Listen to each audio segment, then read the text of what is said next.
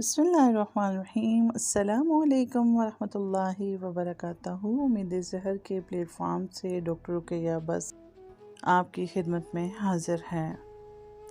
आज हम जनाब बात करेंगे कि हम आज़ाद होने के बावजूद भी आज़ाद क्यों नहीं हैं। कुछ अनदेखे प्रेशर, कुछ अनदेखी पाबंदियाँ जिनको रब्बुल आलमीन ने हमें जिनमें गुंजाइश दी हुई है, लेकिन ये ज़माना और ज़माने के दस्तूर हमें उसमें गुंजाइश नहीं देते हैं और हम लोग उसकी वजह से बहुत ज़्यादा परेशान रहते हैं और ख़ुद को बहुत ज़्यादा हम लोग अज़ियत देते हैं।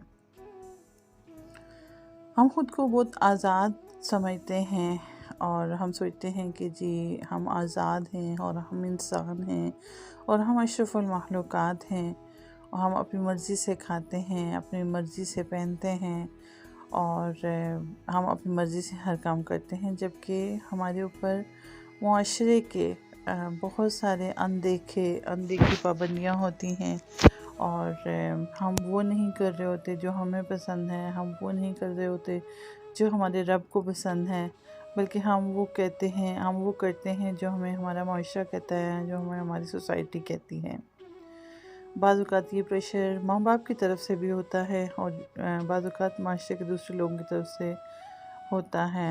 मिसाल के तौर पे अभी जिस तरह बच्चों ने मैट्रिक के पेपर दिए हैं और उसके बाद मज़ामीन के इंतखाब में वालिदैन की तरफ से प्रेशर आता है कि जी आपने हर सूरत साइंस के मज़ामीन ही पढ़ने हैं, जबकि बच्चे बेचारे का इंटरेस्ट आर्ट्स के मज़ामीन की तरफ है और वो हो सकता है कि किसी और सब्जेक्ट में मज़मून में बहुत हो।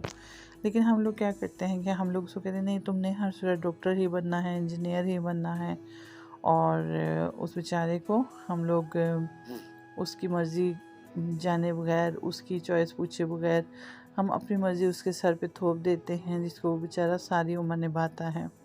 इसी तरह जब बच्चे बड़े हो जाते हैं और शादी का वक्त आता है तो उस वक्त भी वो बहुत सारे अमली ज़िंदगी में कदम रखते ही जब बच्चे अच्छी जॉब तलाश करते हैं और हम क्या करते हैं कि या वालिदैन की तरफ से अच्छा लोग क्या कहेंगे कि इतना पढ़ लिख के यही काम करना था तो फिर क्या ज़रूरत थी पढ़ने की।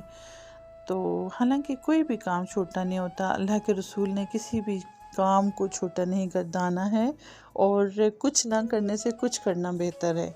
कोई बात नहीं, आपको अपनी चॉइस का प्रोफेशन नहीं मिल रहा कुछ वक्त के लिए, रब्बुल आलमीन आपको तैयार कर रहे हैं, या ये कि आपकी जो नेचर होती है, कुदरत जो है वो आपको तैयार कर रही है आने वाले वक्त के लिए, तो इंशाअल्लाह आपके नसीब में मंजिल है, आपके पास अहलियत है, तो आप एक वक्त आएगा कि उस मंजिल पे लाजमी पहुंचेंगे। तब तक आप बिल्कुल फारिग मत बैठें, लेटे नहीं, सोते हुए ज़िंदगी मत गुजारें, कुछ ना कुछ ज़रूर करते रहें।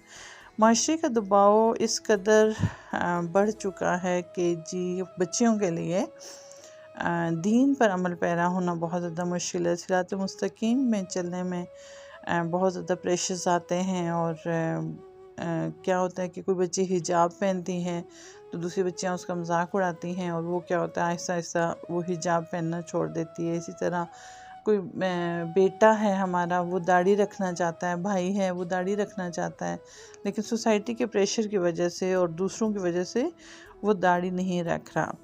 अब आखिर में हम लोग इंशाल्लाह इसको डिस्कस करेंगे कि हमने इन प्रेशर से ख़ुद को कैसे निकालना है। ये ऐसी अनदेखी जो है ना, कहना चाहिए इनको, ये ऐसी अनदेखी पाबंदियां हैं जिनको हमने ख़ुद अपने ऊपर मुसल्लत कर दिया है और ख़ुद को हमने मुआशरे के इन बेजा प्रेशर्स में घेर लिया है और हम अपने दिल के लिए और अपनी चॉइस से, अपनी खुशी से कोई काम नहीं करते हैं, बल्कि हम ये देखते हैं कि ज़माना क्या कहेगा और ज़माने को देख के हम लोग चलते हैं। तो इसके लिए ये है कि सिर्फ ये देखें कि कौन क्या कहता है, इससे आपको फ़र्क नहीं पड़ना चाहिए। आप ये देखें कि मेरे रब ने मुझे कौन सा रास्ता दिखाया है और मेरा रब किस चीज़ से खुश होगा। जब आप नबी करीम सल्लल्लाहु अलैहि वसल्लम की सीरत को फॉलो करेंगे, जब आप अल्लाह के बताए हुए रास्ते पर चलेंगे, तो आपके लिए इन सोसाइटी के प्रेशर्स की कोई हैसियत नहीं होगी। एक और इंशाल्लाह इस पे वीडियो बनाएंगे, क्योंकि काफ़ी ज़्यादा वक्त गुजर चुका है, तो वापस रिकंटिन्यू करेंगे। तब तक के लिए इजाज़त दीजिए। अपना और अपने प्यारों का ढेर सारा ख्याल रखिए।